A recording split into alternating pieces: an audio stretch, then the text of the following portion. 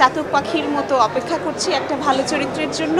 সকলভাবে নিজেকে তৈরি করা বা প্রত্যেকটা সিনেমা কিন্তু মানে দর্শক একেবারে লুফে নিয়েছে। আমার পথপ্রদর্শক মনে করি আমি তারা খুবই সচেতন নাগরিক।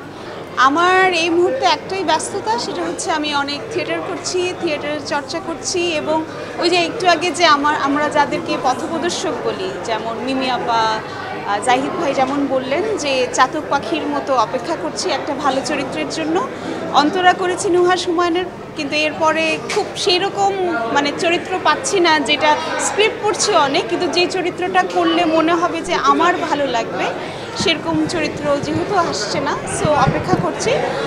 বাট হতে পারে হয়তো বা সামনে আরও ভালো কিছু কাজ আসবে এবং ভালো চরিত্রের জন্যই অপেক্ষা করছি এবং থিয়েটার করছি। আমার জন্য দোয়া করবেন যাতে আমি নিজেকে আরও বেশি তৈরি করতে পারি চলচ্চিত্রের জন্য। দেখেন, আমি তো চেষ্টা করি আমার জায়গা থেকে যতটুকু সম্ভব নিজেকে তৈরি রাখা, এবং সেইটা মানে আমার মনে হয় আমাদের শিল্পীদের সেই জীবন চর্চাটা থাকে যে রীতিমতো প্রতিদিন ভালো সিনেমা দেখা, ভালো কবিতা পাঠ করা, নিজের শারীরিক, আত্মিক, বাচিক সকলভাবে নিজেকে তৈরি করা। বাট সিনেমা হচ্ছে এত বড় একটা প্ল্যাটফর্ম, সো সেটার জন্য আমি সবসময় নিজেকে তৈরি রাখি এবং চেষ্টা করে যাচ্ছি। আপনারা আমার জন্য দোয়া করবেন যাতে আমি সেরকম চরিত্র করতে পারি যেটা আমাকে আন্দোলিত করবে এবং আমাদের দর্শকরা আনন্দ পাবেন। আমি তো ভীষণভাবে আশাবাদী। মানে দেখেন, আমাদের এই যে একটা ঈদ গেল, ঈদে জঙ্গলি বলেন, চক্কর বলেন, বরবাদ বলেন, দাগি বলেন, প্রত্যেকটা সিনেমা কিন্তু মানে দর্শক একেবারে লুফে নিয়েছে, কারণ আমরা বিভিন্ন স্বাদের সিনেমা দিতে পারছি। মানে একটা ইন্ডাস্ট্রি দাঁড়াচ্ছে, শুধুমাত্র এক ধরনের সিনেমা না। এবং আরেকটি বিষয় হচ্ছে যে পরিবার কেন্দ্রিক, যে কারণে আমি উৎসব নিয়ে ভীষণভাবে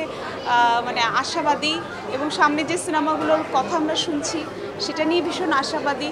এবং এই তো একজন শিল্পী তো শুধুমাত্র তার জীবনচর্চার বাদে মানে শিল্পচর্চার ব্যতীত তার অনেক সামাজিক দায়িত্ব আছে, অন্তত সেইটার শিক্ষাটাই আমি পেয়েছি। সেটা থিয়েটার থেকে বলেন, সেটা আমার পরিবার থেকে বলেন, এবং আমি যাদেরকে খুবই ভালোবাসি, আমার পথপ্রদর্শক মনে করি আমি তারা খুবই সচেতন নাগরিক এবং এই পৃথিবীর প্রাণ প্রকৃতির প্রতিও তাদের সচেতনতা রয়েছে।